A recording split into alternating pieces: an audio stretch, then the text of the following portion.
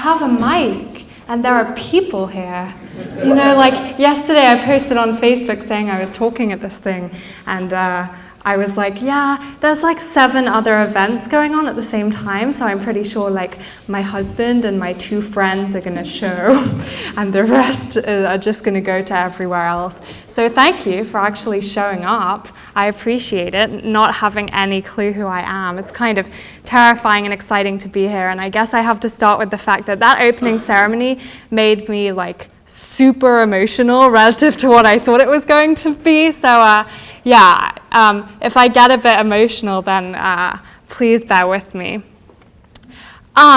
So my name is Vix Jensen, and I don't really know how to describe myself. I guess you should have an elevator pitch of who you are as a person, but I haven't got there yet. But I'm doing some disability activist stuff in LA, and I grew up in London, England, and I was born in France. So basically I'm Eurotrash with a disability. And I'm just kind of, I applied for this thing, and you kind of, you know, you're behind your computer and you're applying for sending in a proposal, and you think, you know, well, I won't get it, and then you get it, and you're like, well, I'll just be talking to an empty room. So I did write a few notes. I'm doing this low budget style. There's like no AV. I do have a cameraman, but he's my husband, so that doesn't really count.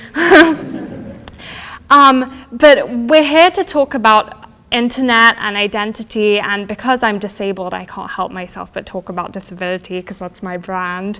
So I guess we've all heard about the internet as a place where we don't really have to be honest. I guess there's this discourse that goes on like people on the internet must be lying about who they are and be dangerous, and that's mostly coming from like baby boomers. Sorry about any baby boomers in the room, but that's something that we really hear a lot about. But I am not here to talk about that, and if you want to hear about people not being who they say they are on the internet, you can watch Catfish, which is, there's a new series coming out because apparently people are still getting catfished in 2017, which is just the best thing in the entire world.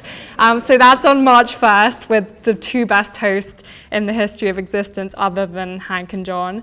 But that's, I'm like not sponsored by Catfish, I just really love Catfish, it's really awesome. But yeah, I'm kind of here to turn that notion on its head a little bit today and make the argument to you guys that the internet for me can be the most powerful space that exists to allow people to build their own identity and become comfortable with bits of themselves that scare them. So I don't need to make you fall in love with the internet because you probably already are if you're here, but we can just fall in love a little bit more together. Are people up for that? I think so. I think it'll be fun. But I need to tell you why I'm a good person to be telling you about this. And so I guess I'm just going to tell you a bit of my story, if you'll indulge me. I'll try and make it a bit funny, or however you're supposed to keep an audience. But picture this. I'm 16. I'm the only disabled woman in my school in England. I have like very few friends, and life is a struggle because when you're 16, life is a struggle because your hormones are raging and you're just generally an angry person. Or is that just me? I don't know. I was an angry person, but also, as well as that, my legs don't work. So, you know, I was like on these crutches and just generally just awkward, and things were really hard. And people were judgy, and I was just trying to navigate the world as a gangly teenager. And everything sucked. But when I got home, I would open my Tumblr blog, and everything would suck slightly less because that little blue tea and my blog that I guess was nothing more than really a series of posts that I just had in like an aesthetically pleasing queue and like in a color palette because I liked those sort of things. I put all the black and white posts with the black and white posts and all the pink posts with the pink posts because I'm a nerd, I guess. And you know, I had quotes and pictures of places I'd rather be than in London, in my bedroom or in school. And I guess also sometimes I had some cats and memes, because I think that's in like Tumblr's terms of service. When you get a blog on Tumblr, they're like, but will you post cats though? And then you're like, okay, I agree. I don't even really like cats, but there were cats on my blog. But really, it was more than that, I think. It was a place that I could be me and create kind of the museum of me in pictures. So I could curate a space suddenly that represented me. And the best part of all that was I didn't have to be disabled. There was none of this immediate thinking of like, oh, that girl is on crutches, or she's disabled, or she looks different from what I'm used to, which does exist. We all try to be the best humans that we can be, but unfortunately, we're judgy people, and I am too, you know, but that is always the first thing I was judged on. And finally, in this space, I didn't have to be disabled. In real life, the first thing that people saw about me was my legs not working, and on the internet, it was my super cool homemade Eiffel Tower HTML theme, which I'm still proud of. Like, that blog has not existed for a very long time, but I'm still proud of it. And I think I know what I prefer between those two things. I had a lot less to explain, and I loved it. And suddenly I had this home on the internet where I could be more me. And then as I got older and busier and had more work, and I grew out slightly of the hours and hours of putting the pink post with the pink post, and the black and white post with the black and white posts, but let's be real, I still love Tumblr. I don't really post anymore, but like I spend 6 hours of my day on Tumblr every day.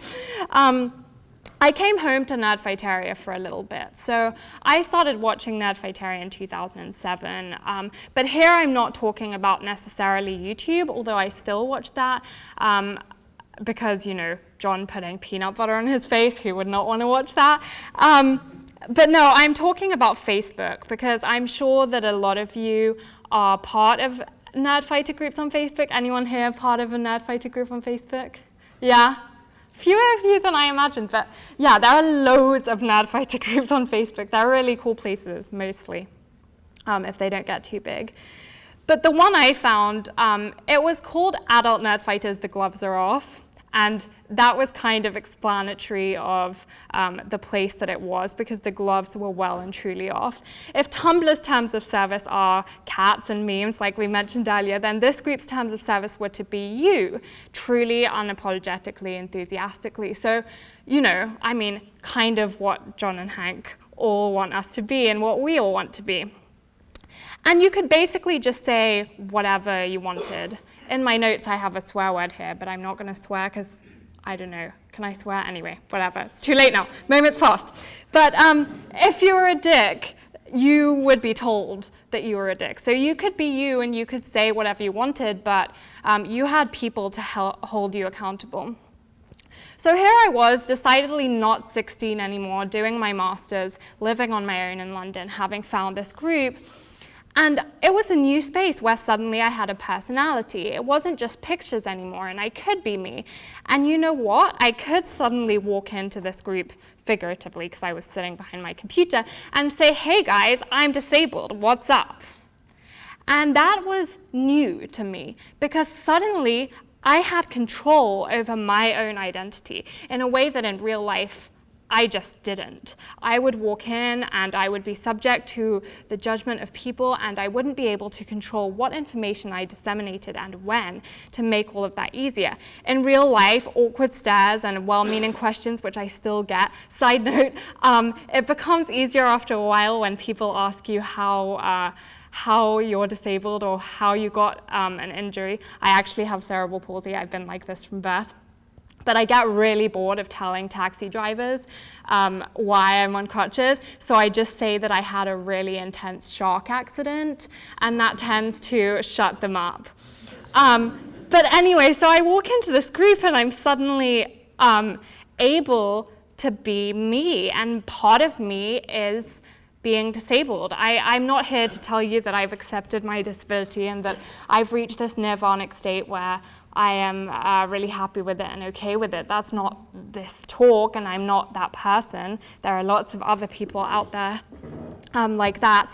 If I'd known that that group was going to turn into a Lord of the Flies style cult, no joke, with a resident ghost, it's a long story, you can ask me questions at the end if you want, then maybe I wouldn't have started out the way I did. But that didn't matter then, because no, here I came in this space where I was going to be unapologetic, I was going to be true, but I was going to have control over that truth.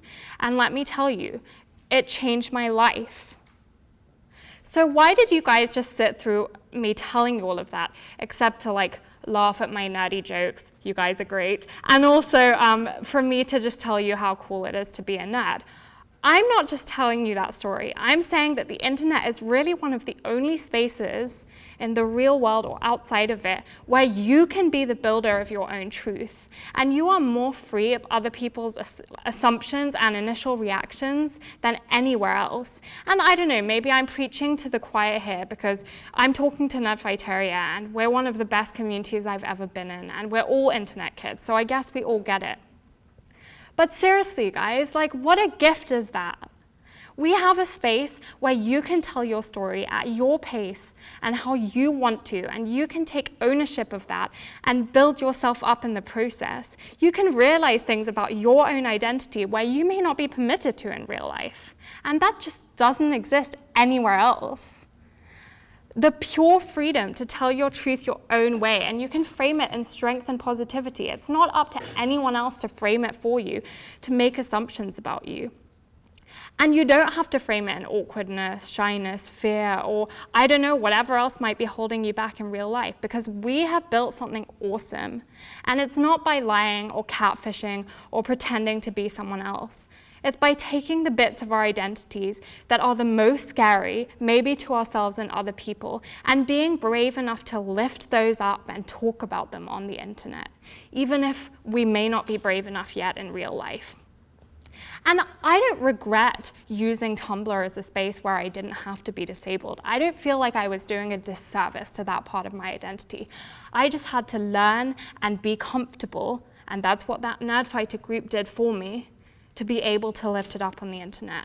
And what am I doing now? I talk about it at every opportunity I get. And it's not just me, and I think it can be you guys too. I asked my amazing friends, I have way too many online friends, and I put out a Facebook call the other day asking them if they identified in any way with what I was saying. And of course, I have the most amazing friends in the world, so they did, and they had incredible stories to tell. And whilst I don't know what each of your individual stories are, I'm hoping that afterwards we can have a great discussion about those. I can tell you the stories of my friends and how they used what I'm saying. They used the internet as a space to lift up the parts of their identity that they were most scared of, and sometimes weren't even open about in real life.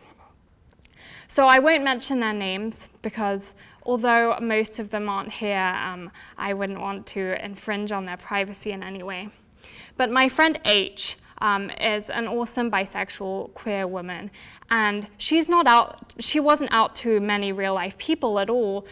She lived in a family where she knew that that wouldn't be accepted, or at least she definitely thought so. And she used Tumblr to explore her identity as a queer woman, and she found loads of Tumblr communities that helped her come out in real life. And not only that, she also has borderline personality disorder, which is not really accepted in the real world, and a lot of people consider it to be like the most crazy, disclaimer, I don't think that, but the most crazy of the mental disorders. And it's really, really hard for some people to be open with the fact that they have it, because a whole bunch of assumptions are going to come. But what did she do? She found a whole bunch of like-minded people who were also suffering from it, and she was able to become more comfortable with that part of her identity. And now she's publishing zines all about her borderline personality disorder. She's working with other queer women, and she's open and loud about it in real life. And that's all thanks to the internet. And maybe it was the fact that she could hide behind a computer at first and it wasn't so scary, but here she is now. Then my friend A, who was struggling with depression and anxiety, and also a parent's alcoholism, which is something a lot of people go through and can be a very lonely time. And she made an anonymous blog post about what she was going through, and it went kind of viral, and a lot of people commented explaining that they had had similar experiences, and because she's a really talented writer, she had managed to put words to those experiences even though no one knew who she was. And she realized that if that had happened and if she had been the voice for so many people, then why shouldn't she be open about that in real life? Why shouldn't she say, yes, I have anxiety, yes, I have depression, you take me as I am? But again, that was thanks to the internet. And me, the girl who loved to be able to not be disabled on Tumblr, and I finally found a space where I could be, and it was okay, and it was on my terms, and now I'm an activist. So yeah, I knew that I wasn't going to take up the hour, but if you'll leave with one thing, it's this. If ever someone tells you that the internet is a dangerous place where people aren't who they say they are, acknowledge that. It's true. We have to be careful. Otherwise, catfish wouldn't exist in 2017. But also remind yourself and remind them that it's a place where people can be exactly who they are, the deepest parts of themselves, and maybe even more so than in real life.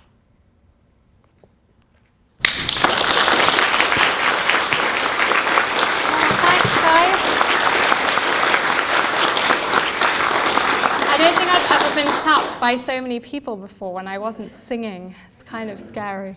If that brought anything to the tops of your minds or your hearts, I would love to hear from you. We have another audience mic. Or you can just scream at me, that's fine too.